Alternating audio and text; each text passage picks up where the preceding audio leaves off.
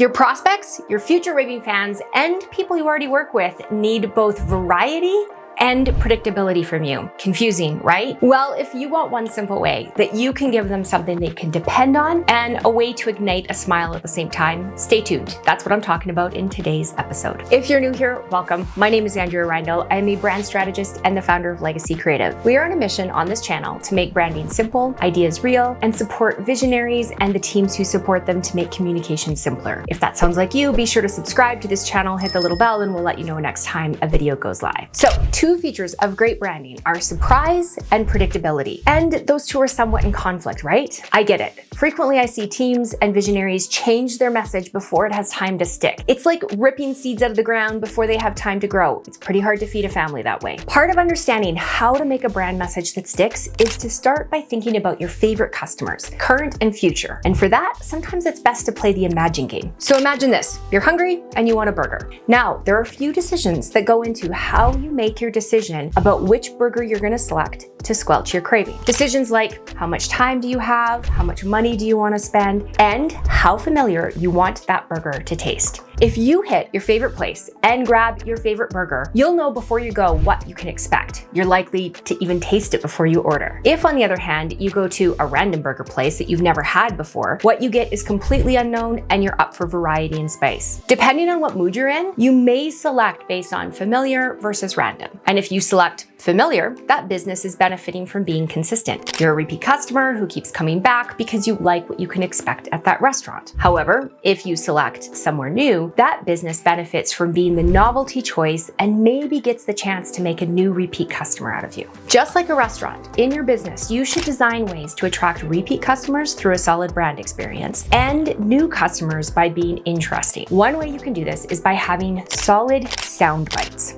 The cool thing about sound bites is that they double as part of your voice guide and the legacy you leave behind with your business. You know who was great at this in my life? My grandpa. And maybe you're lucky enough to have someone like this in your life who also had great sound bites. He had muttery little sayings that he would mumble under his breath all the time, and I remember them so well today, even though he's been gone for almost a decade. For example, he used to say, "Waste not, want not."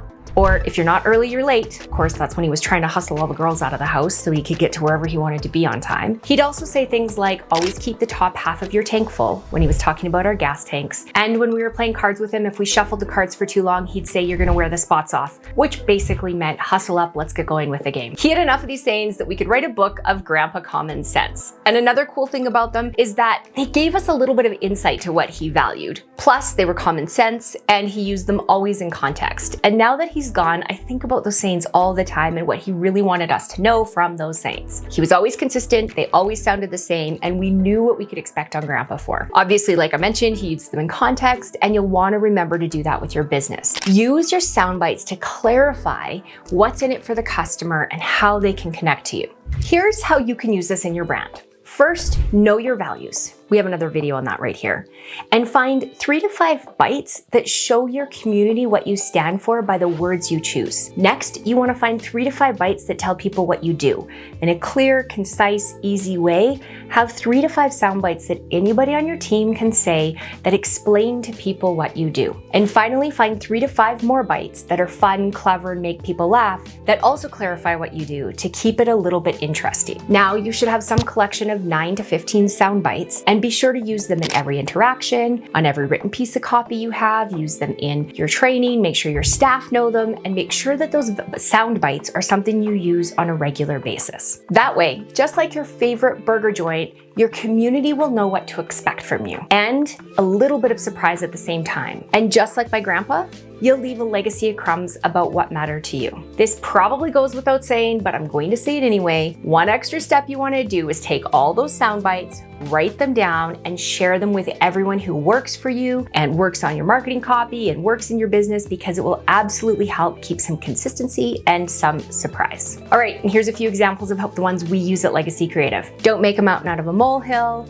Don't pole vault over a mouse turd. It's really important you don't put the cart before the horse.